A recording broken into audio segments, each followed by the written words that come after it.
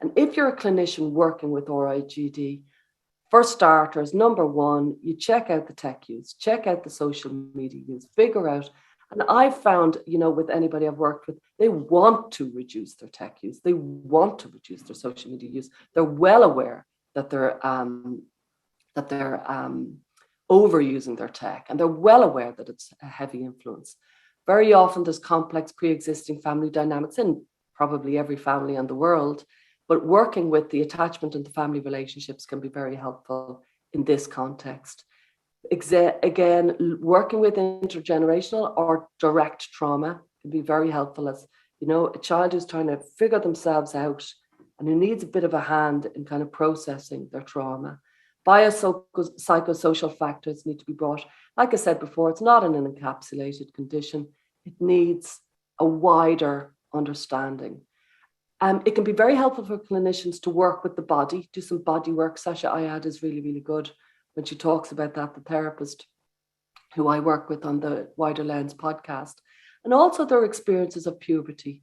It can be very, very difficult for a girl to have puberty young, and they can often, maybe their breast develop very early. For a 9 or 10-year-old to manage periods is a really difficult challenge. I don't think it's given enough kind of attention. Just the whole logistics of trying to figure out how to manage periods and pads and leaking and all that. And I know none of you want to hear about it, but it's incredibly important that we highlight how difficult that can be.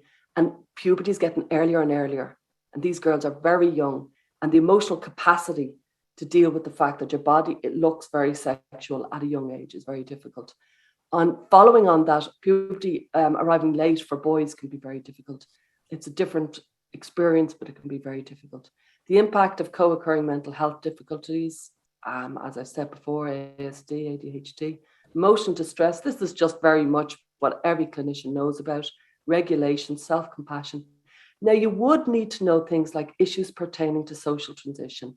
People are very, I would say, uninformed around what's the impact of social transition. That means the change of name, the change of pronoun, passing, the pros and cons of wanting to pass, breast binding, tucking, and things like that.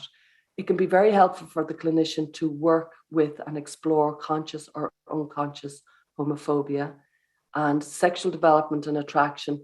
And very often I've noticed in my own work that there seems to be a repression of their sexuality, a repression of their sexual development and their sexual attraction.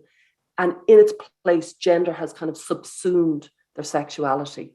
And that can be a very an interesting and challenging issue